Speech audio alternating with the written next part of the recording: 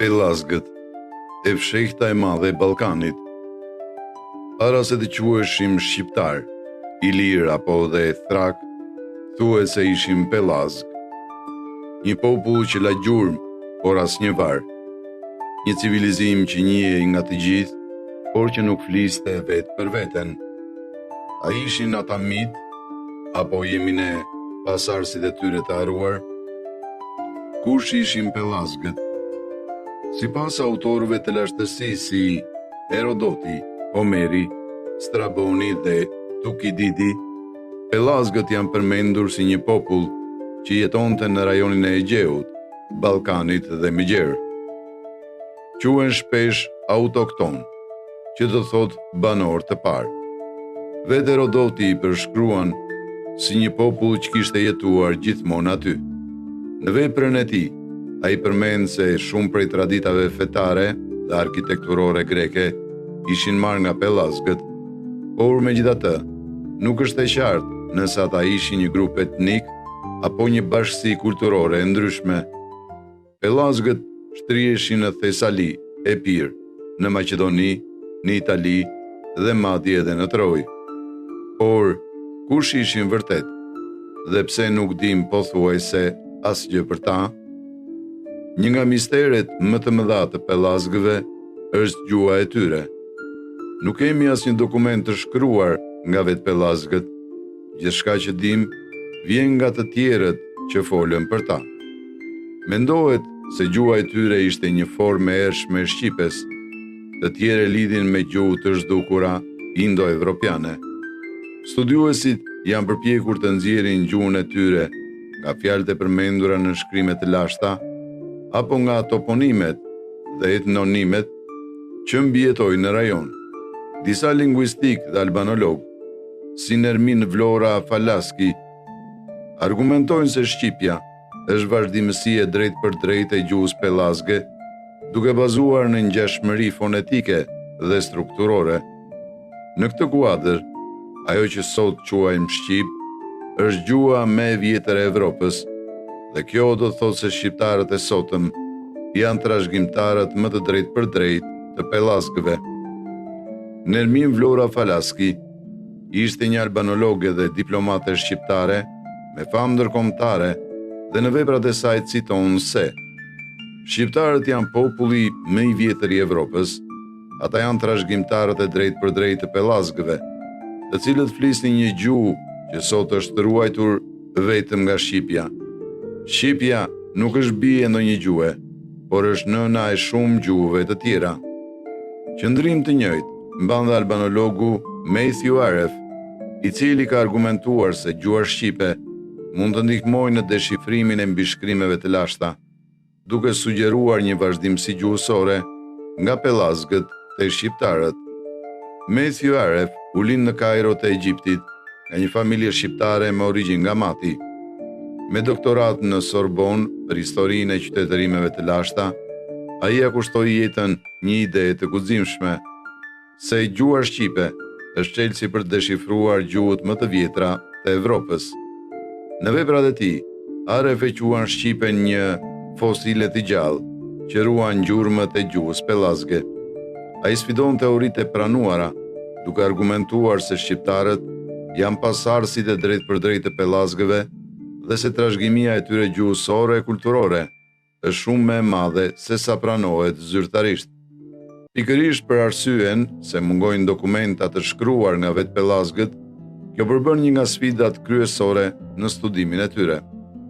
A është e mundur që një popull kaq i përhapur të mos ketë lënë asnjë alfabet, asnjë tekst, apo mos valli i kanë fshehur, shkatëruar, apo thjesht historia nuk i ruajti? Homeri përmend pellazgët si aleat të trojanëve në Iliad. Herodoti thotë se ata ishin një popull i egër, por i drejtë. Straboni shkruan se ata banonin Dodon dhe kishin tempuj të shenjtë. Nëse grekët e lashtë i quanin të parët dhe romakët i respektonin, pse historia moderne i mban nije, që nga rilindja kombëtare, shumë figura shqiptare si Sami Frashëri, Pashko Vasa, Jeronim Derada, i përvetësuan pellazgët si pararendës të shqiptarëve. Duke e parë këtë si provë të autoktonisë në Ballkan dhe si kundërpesh ndaj pretendimeve helene apo slave, kjo ishte një përpjekje për të ndërtuar identitetin kombëtar dhe për treguar përkatësi në Ballkan. Por kjo qasje nuk ka mbetur pa kritik. Historian bashkëkohor si Oliver Jens Schmidt dhe Noel Malcolm theksojnë se mungojnë prova konkrete që lidhin shqiptarët me pellazgët. Sipas tyre, kjo është më tepër se një ndërtim ideologjik i shekullit të 19, sesa një fakt i mbështetur në të dhëna shkencore.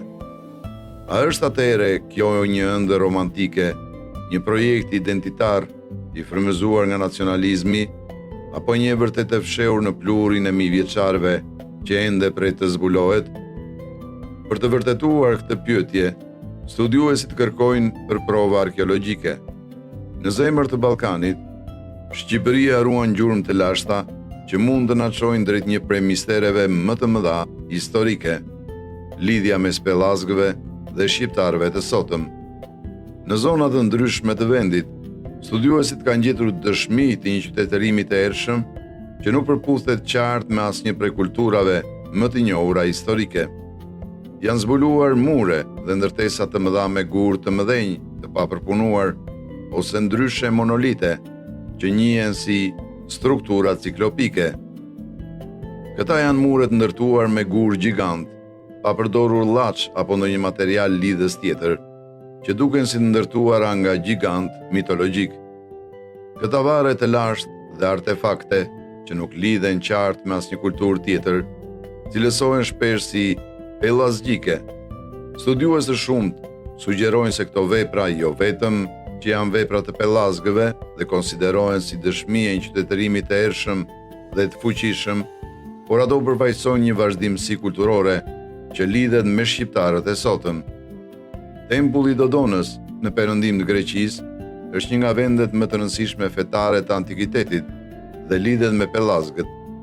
Sipas Strabonit dhe Herodotit, Dodona ishte një nga qendrat e kultit më të vjetër në Evropë dhe banorët e saj, pellazgët, ishin të njohur për orakujt dhe tempullin e tyre të shenjtë, i cili daton në mijëvjeçarin e dytë para Krishtit. Të tjera zbulime dhe mbetje arkeologjike provojnë akoma më shumë rënjët pellazgjike. Zbulimet në jug të Shqipërisë dhe Epir tregojnë për një kulturë të ershme me tipare të ngjashme me ato të pellazgëve. Këtu përfshihen varre dhe objekte kulturore që dallohen nga ato greke apo romake.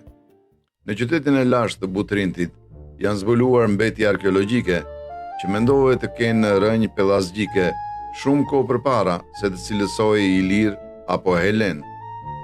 Artefaktet, statujat dhe objektet dekorative kanë elemente të theksuara pellazgjike, si motive spirale, gjarpërind dhe element natyror që përsëriten shpesh dhe dallohet qartë se janë shumë më të lashta se artefaktet greke. Por, pavarësisht të gjitha këtyre provave dhe fakteve, mungesa e alfabetit dhe dokumenteve i bën pellazgët të mbeten fantazm në errësirën e historisë. Ndërsa shumë studiues mbështesin idenë e një lidhje të drejtë për drejtë mes pellazgëve dhe shqiptarëve, të tjerë janë skeptik. Për shembull, studiuesi Gjergj Bojaxhi ka shprehur dyshime mbi këtë lidhje, duke theksuar mungesën e provave gjenetike që do të mbështesin një trashëgimi të tillë. Megjithatë, është e rëndësishme të theksohet se studimi i origjinës së popujve është një fushë komplekse që kërkon një analizë të kujdesshme të dhënave historike, gjuhësore dhe arkeologjike. Por a mund të fshihet një qytetërim vetëm sepse nuk la pas një alfabet? Mungesa e dokumenteve të shkruara nuk do thotë mungesë ekzistence.